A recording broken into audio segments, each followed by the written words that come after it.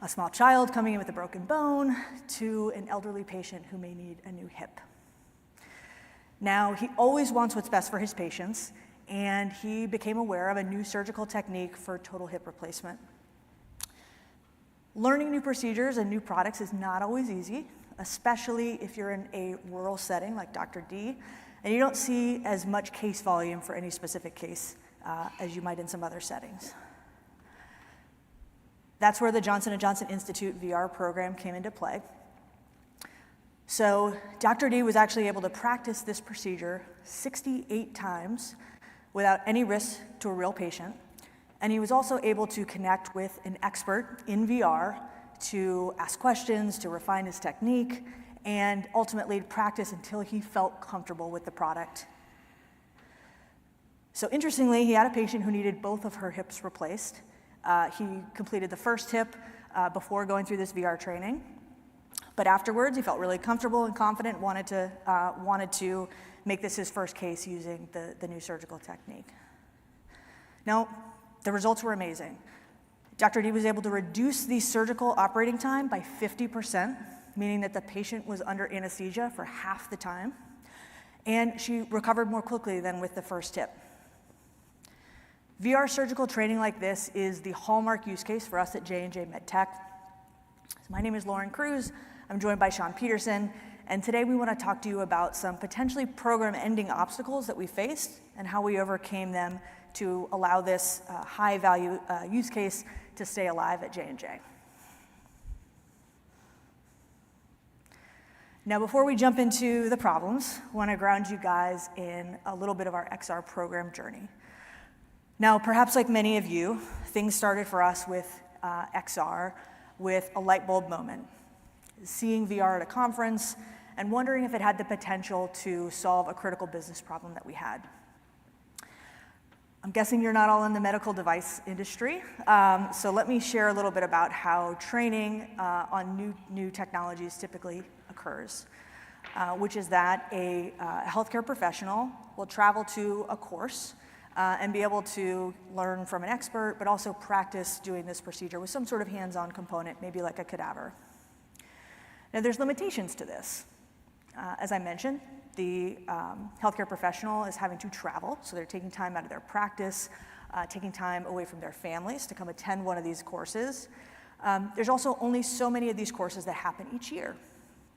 And then lastly, there's not an unlimited number of times that you can actually practice doing this procedure, practice getting hands-on with the product. So for us, we were like, what if we could create realistic enough simulations to allow our customers to practice however many times it took for that individual person, because everybody's different, before they felt confident in using this product. So in 2017, we created a proof of concept, started with one VR simulation, one headset, and socialize that around both internally and with our customers to get feedback. Once that feedback was positive, we accelerated into a small pilot program, built a couple more simulations, invested in a few more headsets, and set up shop. A pivotal momentum shift happened for us in 2019 when a surgeon researcher at the Imperial College London published a study on the efficacy of VR surgical simulation for training residents and fellows. Lucky for us, he actually used one of our actual VR simulations to do this study. So he took a group of 24 residents, none of which had ever performed this procedure before, split them into two groups. The first group was trained using the traditional methods. So they observed cases, they watched videos, they had access to surgical technique guides and things like that. Now, the other group had access to all of the traditional methods of training. The only difference is that they were able to practice in VR up to an hour each week, maximum of 4 hours of VR practice. Each one of these residents then went into a cadaver lab and performed the procedure, being observed by an expert surgeon, observed and evaluated. 83% of the VR trained group were able to perform this procedure with minimal or no guidance. Not one of the traditionally trained surgeons was able to complete the procedure to this level of proficiency. And when you looked at the entire cohort of the 24 residents, every single VR trained resident outperformed every single traditionally trained resident. Now, these results were incredible, and they also created the top-down support and excitement and mandate, if you will, to make this a standard part of the way that we were doing education at J&J MedTech. So one of the things that became abundantly clear very quickly was that while we had the support to scale, the form factors that we were working were not going to scale very far. So we were still using tethered headsets that were needed to be connected to high-powered laptops. So we had cost alone being an issue to scale, let alone the finickiness of the technology and needing to ship these around to team members around the world and expecting that they would be able to set these up, that the technology would work, and that they would have the skill and the knowledge to actually facilitate a training using this new technology. Thankfully, this all happened at the same time at end of 2019, early 2020, when new all-in-one headsets were launching. So that took care of a lot of the issues with cost and with complexity. On the ISV side, we had been working with an ISV who'd created a few simulations for us that were great, obviously very effective. But they were not quite yet developing for Quest, and they didn't yet have some of the advanced features and functions that we thought would be really effective and kind of take this to the next level. So we looked around and decided to partner with an ISV that was really, really good at this particular use case, surgical simulation. They were also starting to develop some of these new features like analytics, so we could see user performance, as well as multiplayer modes, so we could collaborate. Now, this vendor is what we now call an all-in-one vendor. So not only did they do the custom development work for us, but they also had their proprietary platform where all these features were kind of wrapped into their proprietary SaaS platform.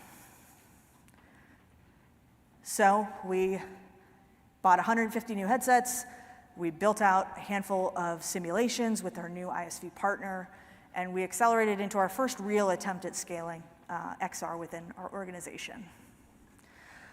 Starting focused in the US, and then in 2022, we really went big. We 10x'd our footprint and our fleet, we built a bunch more content, and we expanded globally. And we were having some pretty notable success. So both in terms of the reach that we were having, as well as the impact that each one of these trainings was having. We've delivered over 100,000 trainings using VR. And as I mentioned before, we exponentially increased the size of our fleet, which allowed us to make this program accessible to our colleagues and our customers in over 60 countries around the world. And in terms of impact, we were seeing surgeons' learning curves actually reduced by up to 10x as they were learning some of these new surgical products. In another implementation, we actually saw sales rep confidence in being able to support these products intraoperatively rise by over 150%. And in a third implementation, we had a team that, with the investment in one VR simulation, has saved over $200,000 each year for new hire training because they were able to make that course even more efficient and reduce the length of it by a full day. Also incredibly important is what we were hearing from our customers and the real behavior changes that we were starting to see. Customers were actually integrating our VR content library in their residency and their fellowship programs around the world. And we were seeing internal education teams leverage the same VR content library and use it as required pre-work so that their sales reps could do this work in VR before attending an in-person course, and they were able to see a noticeable difference in their level of preparedness. The momentum that our program was starting to enjoy was truly incredible, until it wasn't. With all of the wins, success metrics, positive anecdotes, our program started to get more and more notoriety. But along with that notoriety came more scrutiny.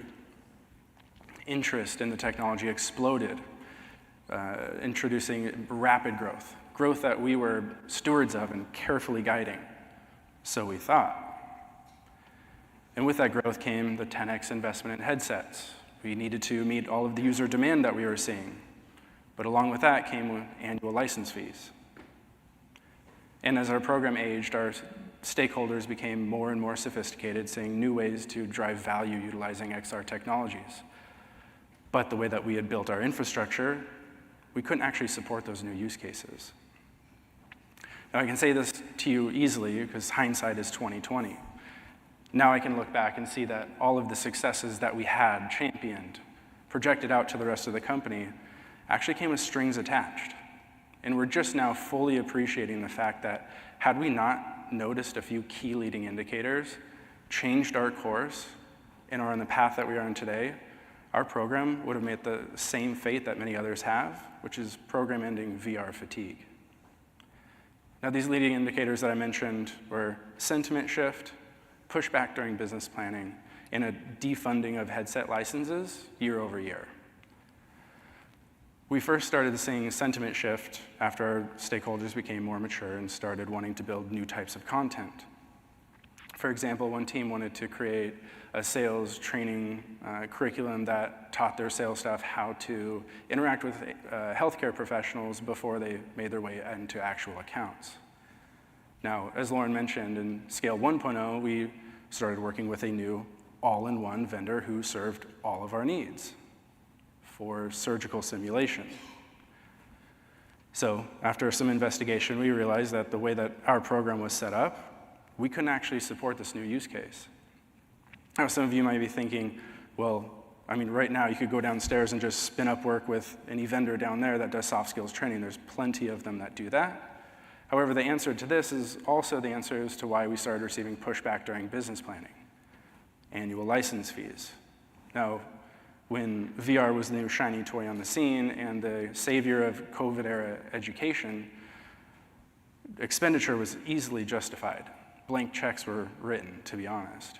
However, as the program aged, the shine started to wear off of these VR headsets.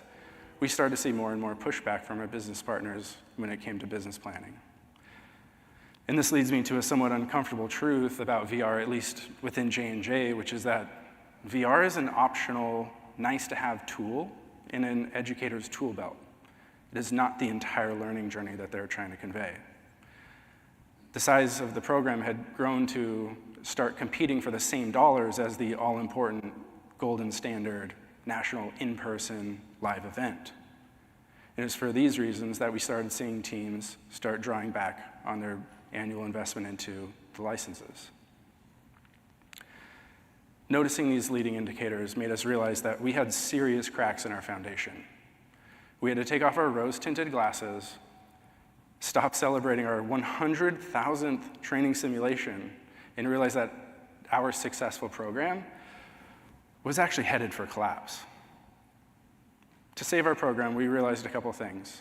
We needed to recreate our infrastructure, make it capable of supporting any type of experience that our stakeholders could dream of, and hopefully stay flat or hopefully reduce some costs along the way. Our first step was to just go back out into the market. We thought, all right, well, maybe we can get some easy wins. Let's start climbing through our backlog of projects that our stakeholders have thought of, and then get some easy wins and build from there. However, everyone that we went to had a very similar model. Their proprietary content lived on their proprietary platform in their proprietary all-in-one ecosystem, which was accessed through an annual license fee assessed to all of your headsets. Now, this was essentially a non-starter for us. And even if we could have justified that business case and said, okay, we'll take on another set of license fees, we could not imagine telling our thousands of users, okay, follow this logic tree, and if you want to access this content, go to that app. And if you want this content, go to that app. And by the way, that password and login you keep forgetting, we're going to have more of those. another non-starter for us in our program. What we quickly came to realize was that at this moment in time, the industry wasn't set up to serve the needs of a large enterprise program with a diverse set of stakeholders. What we did next is start to challenge what our tech stack was. And to be honest, at this point, I couldn't have told you the difference between an APK and an SDK. Now, we sat down and just drew out a user journey. Said, where do we meet different technologies along this path? So as we have up on the slide, we wrote down a few key players that we identified in what our tech stack was. What next we noticed was that our tech stack was actually being completely filled by our all-in-one vendor, hence when we came to know this term. And on one hand, it's honestly kind of impressive that any one single company can fill out all of these technical roles throughout a tech stack and build you the content that lives on it. On the other hand, it's also not surprising at all that once you go outside of your original use case, you start to feel constrained. You start to notice the boundaries that are actually set around you by this model. It was at this point we realized that we needed to make a bet. We needed to break out of this previous model and define our own way of working within the industry. So we set out, actually starting at previous AES conference exhibitor halls, trying to validate if it was even feasible, possible to create a custom enterprise tech stack from vendors who are considered to be best in breed for the role that they fill.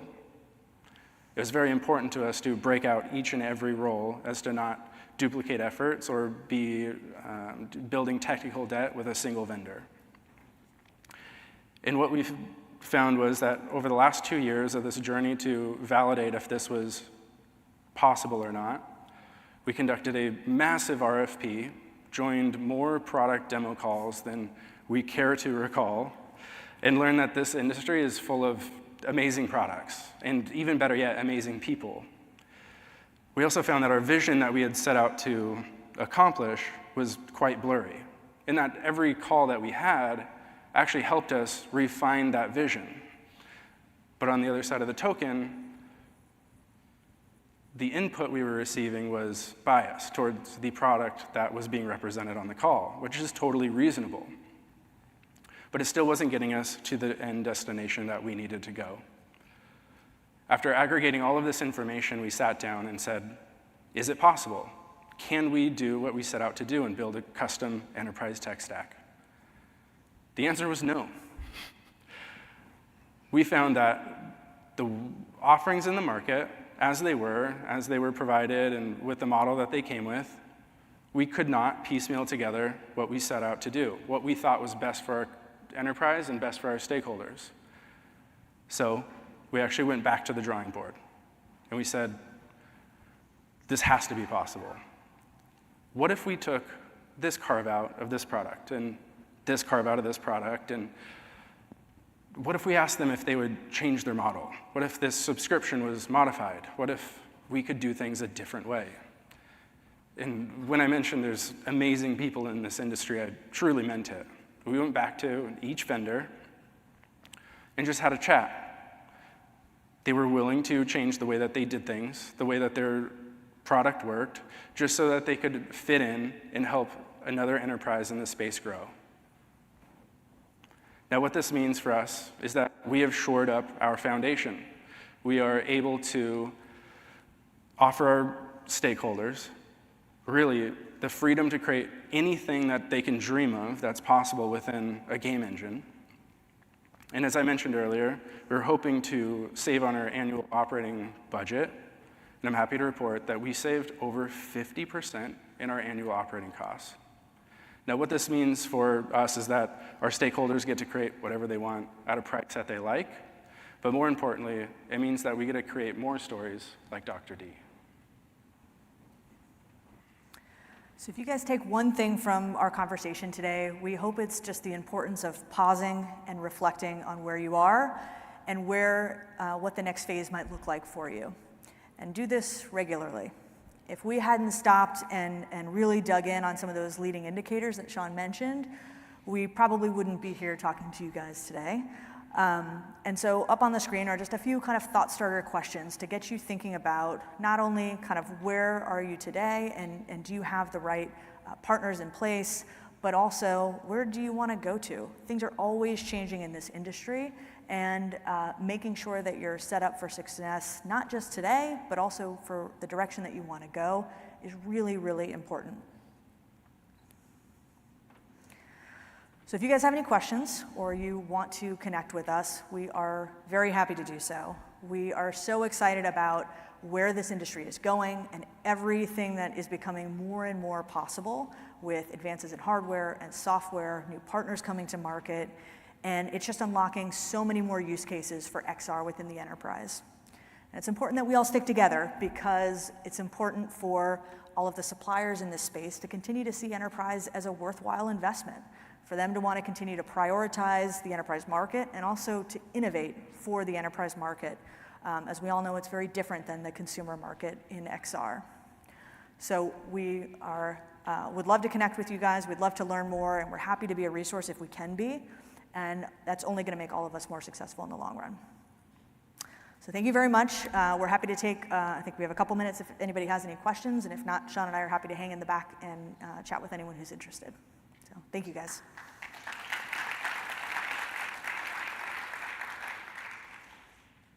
Just in the interest of time, I definitely recommend stopping with Sean and Lauren just right outside. It has a better opportunity for you to ask a more in-depth question.